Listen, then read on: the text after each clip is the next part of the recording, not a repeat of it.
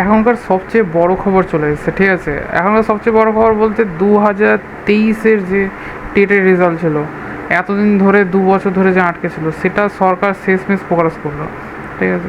প্রকাশ করার সঙ্গে সঙ্গে আরও অনেকগুলো ঘটনা হয়েছে, যেটা আপনারা দেখতে পাবেন এখনই। সেটার জন্য ভিডিওতে থাকুন, ঠিক আছে? আপনাদের খুব ভালো লাগবে। আপনাকে এখানে প্রথমে মোবাইল বা ল্যাপটপ যেখানে করুন, ঠিক আছে? আমি এখানে ল্যাপটপে করছি, ল্যাপটপে করতে হবে কোনো মানে নেই, মোবাইলেও করতে পারেন, ঠিক আছে?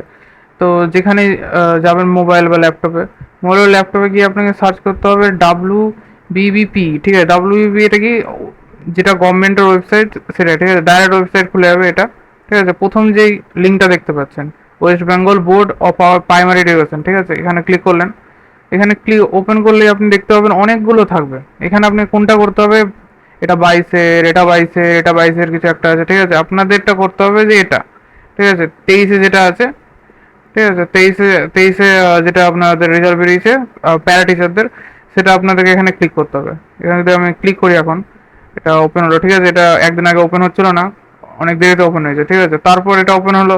তারপর এখানে সবগুলোর মধ্যে দেখবেন এখানে চেক রেজাল্ট, ঠিক আছে? চেক রেজাল্ট এটা আপনাদেরই আছে, বা আপনি এখান থেকেও করতে পারেন। আহ, পাশে এখানে পাশে এখানে যেটা আছে লেখাটা, এখানেও মাঝে মধ্যে আছে, ঠিক আছে? এখানেও আপনি করতে পারেন, ঠিক আছে? আমি এখানে করছি। চেক রেজাল্ট করলেন। চেক রেজাল্ট করার পর দেখবেন এখানে প্রথমে কি আছে, রেজিস্ট্রেশন নাম্বার।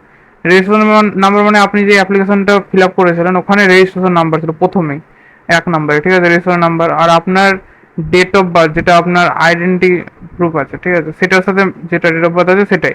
যদি চেঞ্জ করে থাকেন বা কোনো কিছু ভুল থাকে, তাহলে সেটা চেক করে নেবেন। আর ক্যাপশন আছে এটা, ঠিক আছে? এই ছবিটা দেখে, এখানে যেরকম ছবিটা কি আছে, এখানে ছবিটা আছে 08945, ঠিক আছে? এই ছবিটায় দেখে আপনাকে এখানে নাম্বারটা পুট করতে হবে, ঠিক আছে? নাম্বারটা পুট করতে মানে ছবিটা দেখলেন আপনি, ছবিটা দেখলেন এখানে যেরকম 08945, ঠিক আছে? এটা আপনাকে পুট করে তারপর রেজাল্টটাতে ক্লিক করতে হবে, ঠিক আছে? রেজাল্টটাতে ক্লিক করতে হবে। আমার কাছে নাই এখন কারো রেজাল্ট, তাই আমি দেখাতে পারছি না, ঠিক আছে? আহ, এটা এখানটাতে ফের সরকার কি করেছে, সরকার এখানে করেছে, যারা ফ্রেশ ক্যান্ডিডেট আছে তাদেরকেও সেম পরীক্ষা দেওয়া হচ্ছে, যারা নল ক্যান্ডিডেট তাদেরকেও সেম পরীক্ষা দেওয়া হচ্ছে, ঠিক আছে? যারা আগেই প্যারা টিচার আছে, মানে যারা প্যারা টিচার আছে, ঠিক আছে, টেট পাস করেনি, তারা বেশিরভাগই 45, 45 টু 60 অনেকের এজ হয়ে গেছে, ঠিক আছে? কারো 6 বছর বেঁচে আছে, কারো 10 বছর বেঁচে আছে, কারো 11 বছর বেঁচে আছে, ঠিক আছে?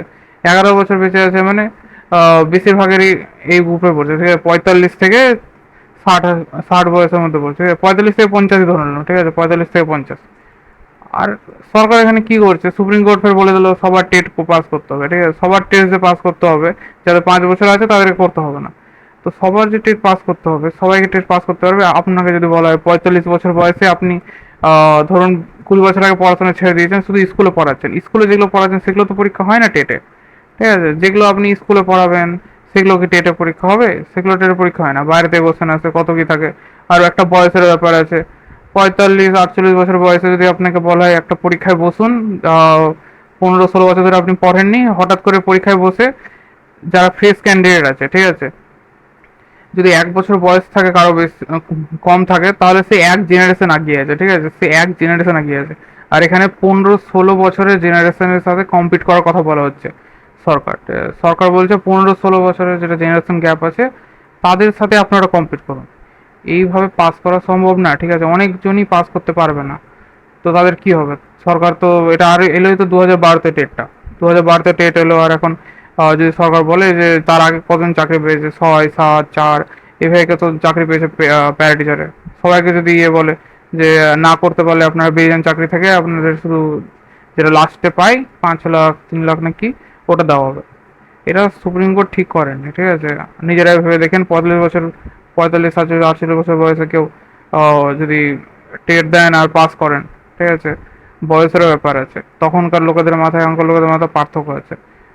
তাহলে তো এরকম যদি হতে থাকে, তাহলে তো কিছু বছর পর আরো কোনো একটা ডিগ্রি আসবে, বলবে সরকার যে এটা করতে হবে, নাহলে আপনার চাকরি থেকে বেরিয়ে যান। এটা কোনোভাবেই সঠিক জিনিস না, ঠিক আছে? আপনারাও বলতে পারেন, এই ব্যাপারে কেউ কিছু বলছে না অতটা, ঠিক আছে? আমি খবরও দেখলাম কেউ কিছু অত বলছে না। সেটা বোঝা দরকার সরকারের। আর সরকার এটার ব্যাপারে কিছু করছে না। সরকার কি করেছে, যতজনের কোয়ালিফিকেশন আছে সবার বলে চেয়েছে 15-16 দিনের মধ্যে। ওরা কি করছে, ডিটেল বের করছে কারা কারা টেট পাস আছে, কারা কারা টেট পাস নেই, তাদেরকে বের করে দেবে 2 বছরের মধ্যে। এই বছরটা হয়ে গেল, এরপরে 2 বছর করে দেবে, বা এই বছরটা যদি অ্যাড করে তাহলে ওদের কাছে 1 বছর আছে। যারা পাস করতে পারছে না তাদেরকে অপশন দেওয়া হচ্ছে যে তারা না পাস করতে পারলো তাদের বেতন বাড়ানো হোক, আর টের যারা পাস করবে তাদেরকে পার্মানেন্ট টিচার হিসেবে নেওয়া। কারণ যারা পার্মানেন্ট টিচার আছে তাদের 40-45 হাজার বেতন, ঠিক আছে, 40 হাজার বেতন। আর যারা টেট পাস করেনি প্যারা টিচার তাদের মাত্র 10 হাজার বেতন, ঠিক আছে। ডিফারেন্সটা দেখুন, এখান থেকে 40 হাজার, ঠিক আছে, এতটা ডিফারেন্স। আর সরকার বলছে এত বছর বয়সে, সরকার ডাইরেক্ট বলে দিক না, সুপ্রিম কোর্ট ডাইরেক্ট বলে দিক যে এদেরকে চাকরিতে রাখবে না, এদের বয়স আগে তাদেরকে বের করে দিচ্ছে, আগেই বয়সের আগে বের করে দিচ্ছে, ঠিক আছে, 11-12 বছর আগে।